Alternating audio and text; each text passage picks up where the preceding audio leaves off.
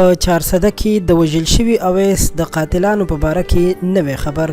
د اویس پلار لا راغلي ځوانانو ټول حقیقت ښکاره کو او د اویس پلار هم خپل جذبات قابو نه کړل. حقیقت څه دی او د اویس قاتل څوک دی؟ که د دې ځوانانو د خولې نه اورېدل غواړئ نو ویډیو را سره تر اخره وګورئ چې په حقیقت باندې پوه شئ.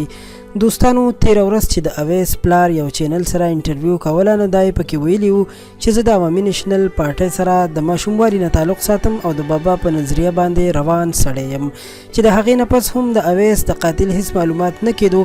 خو بیا د نېشنل پارټۍ د طالب علمانو د تنظیم مشران یعنې پښتون سټوډنټ فیډریشن مشران د اویس د پلار خواله ورغلل او هغه حقیقت یې ورته بیان کو چې حکومت له پکار دی اوس خامخا قدم اوچت کړي. خو اوس د اویس پلار وایي چې زه به د بابا په نظریه هم لاړ شم او دا مرګ به قاتل ته وبخم. خو په دې سیمه دا وبا دومره ډیره شوې چې که نن زما بچی وژل شو سبا د بل چا بچی وژل کیږي او د پښتني سیمې هر بچی زما بچی دی.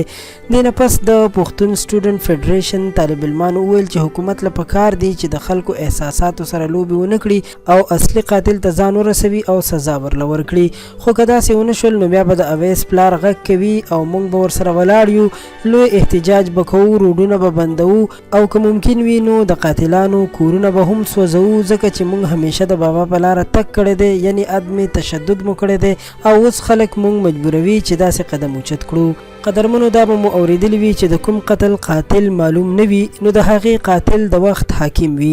بالکل همداسې دا نن د اویس د وژل کېدو د هفتې نه زیات وخت شو خو تر اوسه پورې په دې کیس کې هیڅ معلومات ښکاره نه شول. که د قاتل نیول وي نو حکومت د تفتیش وکړي. قاتل نیول کومه مشکله خبره نه ده، د غریب بچي وژل کېږي ځکه خو څوک تپوس نه کوي. د واکدارانو بچو سره داسې کارونه نه کېږي.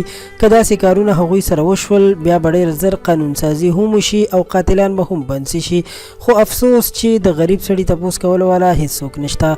قدرمنو د ویډیو د کتلو مننه کوم. له نورو تازه معلوماتو او خبرونو لپاره خان کلیک چینل سبسکرایب کړئ. تر بیا د لوی الله پامان.